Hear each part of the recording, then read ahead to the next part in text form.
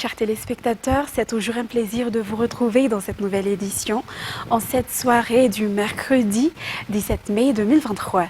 Tout de suite, à la une de l'actualité de ce jour, 3 ambassadeurs, à savoir l'ambassadeur de Finlande, Anna-Kaisa Heikkinen, l'ambassadeur du Pakistan, Mohammad Arshad, et l'ambassadeur du Vietnam, Pham Nguyen Kim, ont présenté ce jour leur lettre de créance au président de la République malagasy, Andry Rajoelina, au Palais d'État d'Yavlu.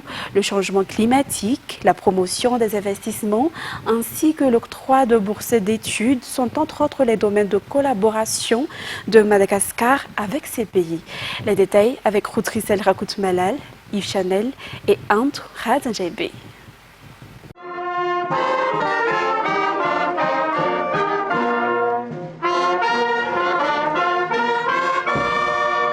Bien que Madagascar et la Finlande sont éloignés géographiquement, les relations entre les deux pays sont bonnes, souligne la nouvelle ambassadeur finlandaise Anna-Kaisa Heikkinen ce jour lors de la présentation de ses lettres de créance au président de la République Andry Rajoelina. Elle a également tenu à remercier le gouvernement pour le soutien qu'il a apporté par rapport à la guerre entre la Russie et l'Ukraine. Madagascar est l'un des pays les plus touchés par le changement climatique au monde. Et aussi la Finlande, un pays situé en Europe du Nord, partiellement au nord du cercle polaire arctique, connaît déjà des changements dans ces conditions météorologiques. Une coopération mondiale est nécessaire pour changer cette trajectoire. Notez la situation de sécurité difficile en Europe. L'invasion de la Russie contre l'Ukraine a radicalement changé le paysage de la sécurité en Europe. En conséquence, la Finlande, qui a une frontière de 1300 km avec la Russie, a pris la décision d'adhérer à l'OTAN, une organisation de défense collective. L'adhésion de la Finlande est entrée en vigueur en avril. L'invasion de l'Ukraine par la Russie a également eu de graves répercussions mondiales. Par exemple, la hausse des prix des denrées alimentaires et du carburant, qui s'est également fait sentir à Madagascar. Je voudrais remercier le gouvernement de Madagascar pour le soutien qu'il a apporté au droit international lors des récents votes aux Nations Unies.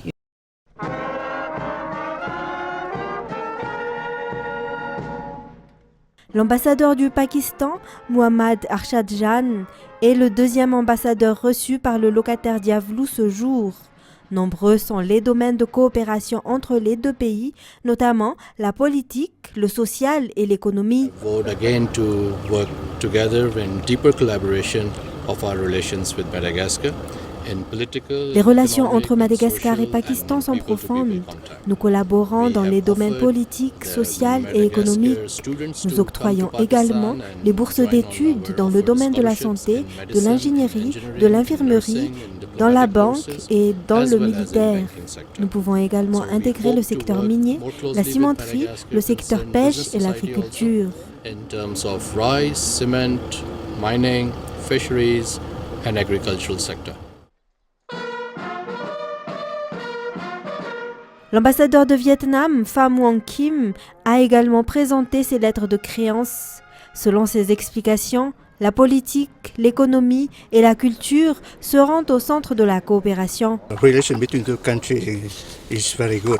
And I'm here to try to promote it. Que les relations entre le Madagascar et le Vietnam sont très bonnes en ce moment et je suis ici vraiment pour renforcer la collaboration dans le domaine politique, économique et culturel, mais également vraiment continuer à promouvoir cela à l'avenir. In both economy and in politics between the two countries. Ainsi, l'appui de ces trois pays marque la position de Madagascar à l'extérieur.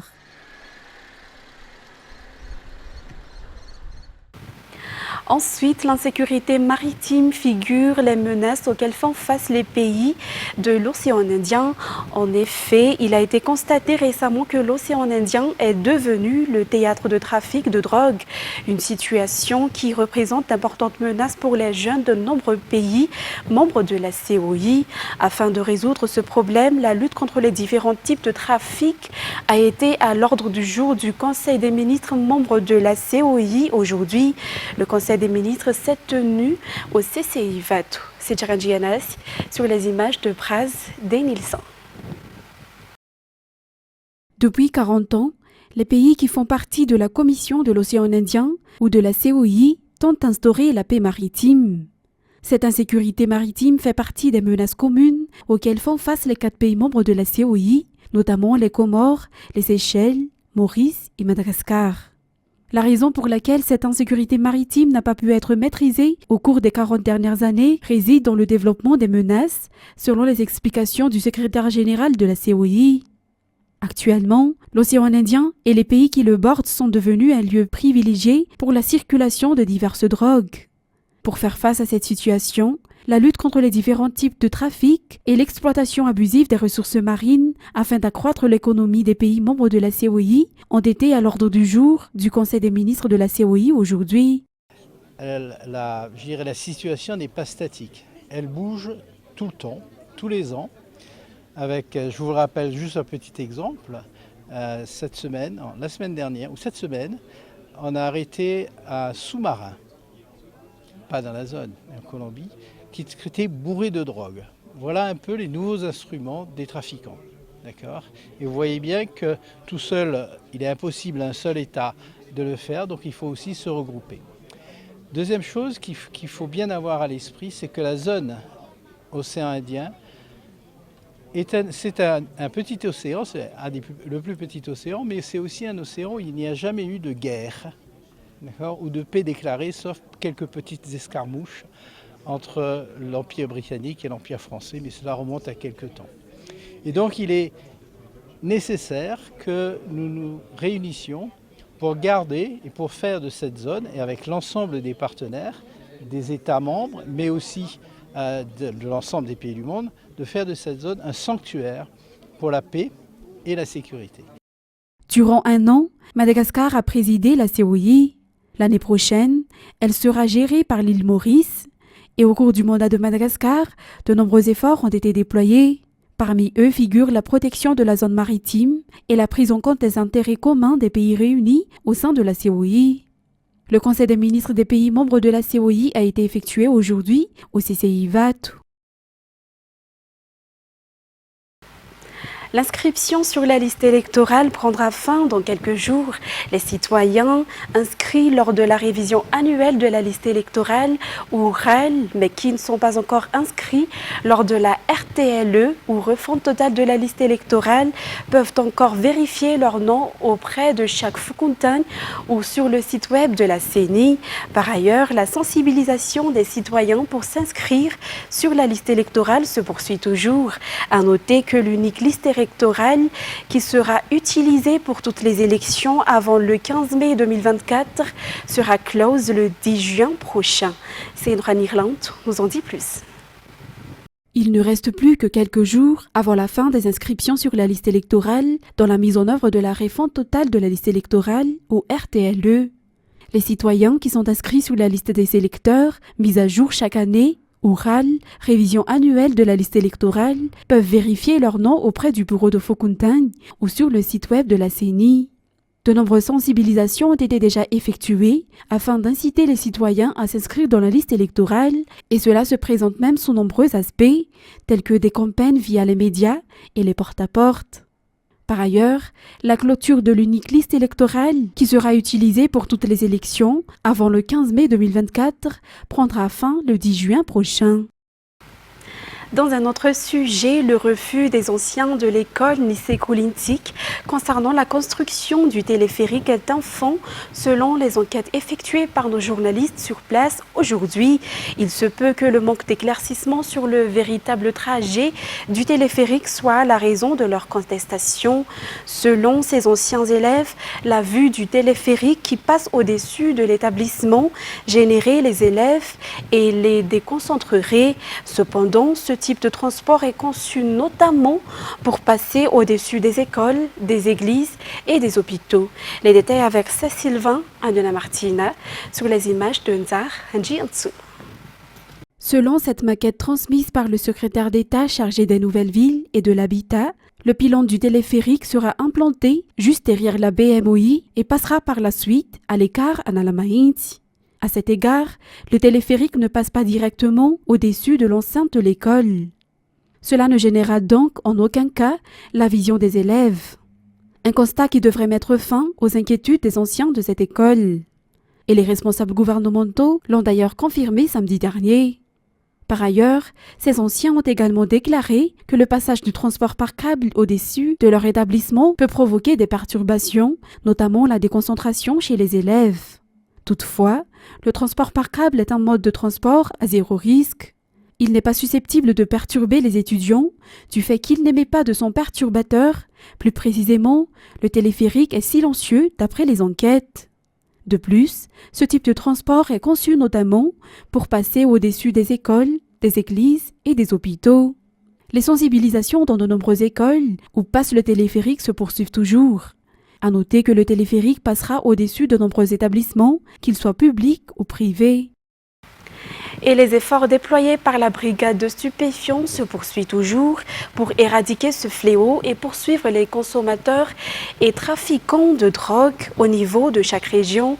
À cet effet, 132 personnes ont été arrêtées durant le mois d'avril dans la capitale pour avoir consommé et vendu des stupéfiants. En outre, la police a également renforcé les campagnes de sensibilisation contre la consommation et la propagation de la drogue dans de nombreux établissements afin de protéger les enfants malagasy. Félan Hakutorsul. Au total, 132 personnes ont été arrêtées durant le mois d'avril dans la capitale pour avoir consommé de la drogue, selon le bilan de la brigade des stupéfiants. De nombreux types de drogues ont été également saisis, notamment de cannabis pesant 219 875 grammes, 849,6 grammes d'héroïne et du cristal méthamphétamine pesant 2300 grammes.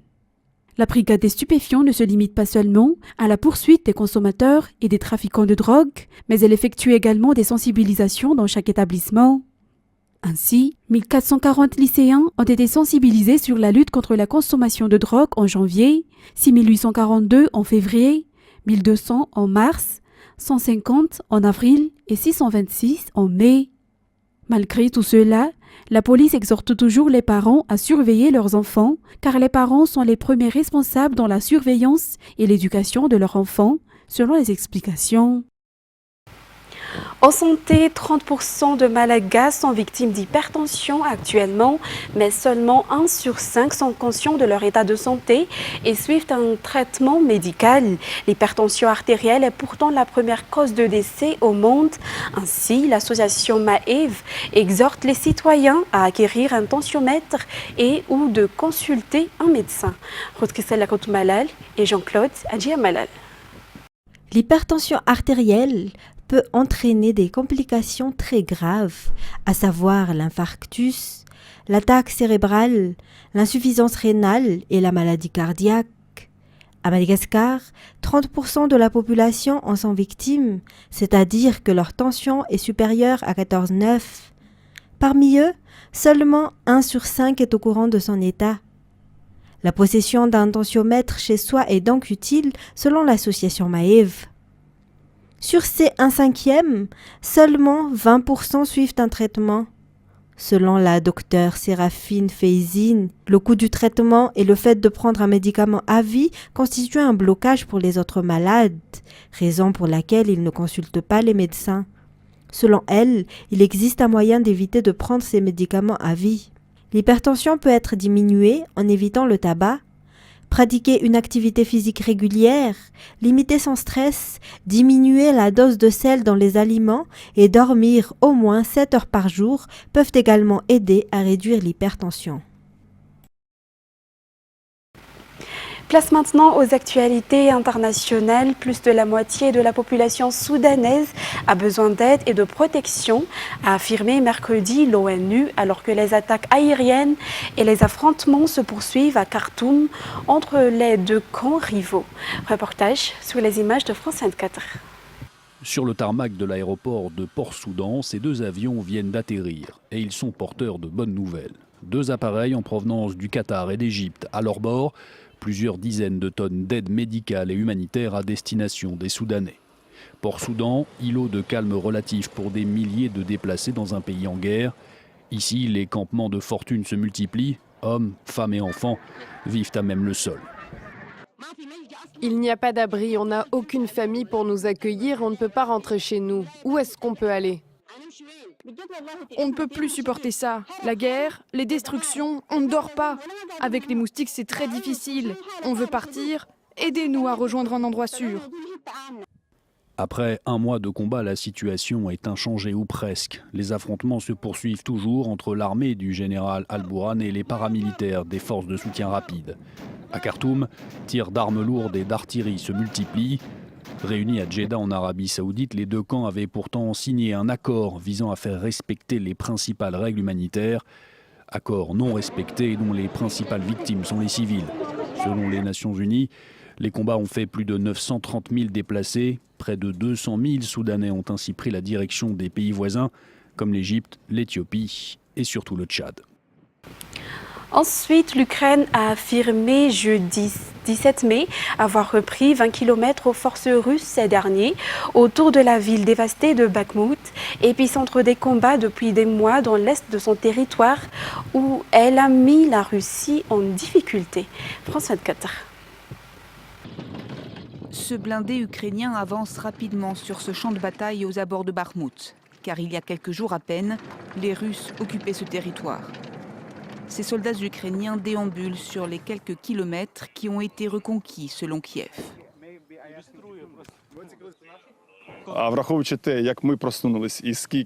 Selon des premières informations, quand on regarde l'ampleur de notre avancée et le nombre de victimes russes, c'est impressionnant.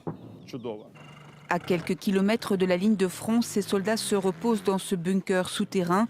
Ils restent vigilants, la Russie contrôle toujours la quasi-totalité de Bakhmout. Les récents gains territoriaux leur apportent de l'espoir. Mardi, Kiev a revendiqué la libération d'environ 20 km² au nord et au sud de la périphérie de Bakhmout. Nous savons ce que nous faisons. Nous savons comment nous devons attaquer, comment nous devons nous défendre. Nous savons qu'au bout du compte, dans 2, 3 ou 5 ans, je ne sais pas, nous gagnerons cette guerre. Sur ces images reçues mardi, le commandant des forces terrestres ukrainiennes rend visite aux soldats combattant dans la région et les encourage. Vous nous rapprochez de la victoire et vous nous permettez de préparer les autres soldats qui participeront à l'offensive prochaine. C'est pourquoi nous sommes très reconnaissants. Bakhmout est l'épicentre des combats depuis des mois. Bien que la date de la contre-offensive ukrainienne reste incertaine, ses troupes l'attendent avec impatience. Mais une mission de paix menée par ces dirigeants africains partira dès que possible à Kiev et à Moscou pour tenter de trouver une solution pacifique à la guerre en Ukraine sur laquelle les pays du continent n'ont pourtant pas affiché de position commune. France 24. Les chefs d'État africains se rendraient donc à Moscou, mais aussi bien sûr à Kiev. Cyril Ramaphosa a expliqué qu'il avait téléphoné personnellement tant au président Poutine qu'au président Zelensky. Il a également déclaré avoir prévenu le secrétaire général de l'ONU, Antonio Guterres, qui salue cette initiative. Donc une médiation qui ferait presque oublier le fiasco diplomatique des derniers jours. Vous savez, Pretoria a été accusé d'avoir vendu des armes à Moscou, des accusations qui venaient de l'ambassadeur américain à Pretoria, un ambassadeur qui a dû d'ailleurs se rétracter car l'Afrique du Sud dément en bloc ces accusations. Une enquête, en tout cas, a été ouverte pour faire la lumière sur ces ventes d'armes, mais cette fameuse médiation va permettre peut-être à l'Afrique du Sud de prouver sa neutralité. Et c'est avec ce reportage que nous terminons cette édition d'aujourd'hui. Nous vous remercions de l'avoir suivi jusqu'à son terme. Et tout de suite après, vous allez suivre la série Dynastie. Excellente soirée en notre compagnie. Au revoir.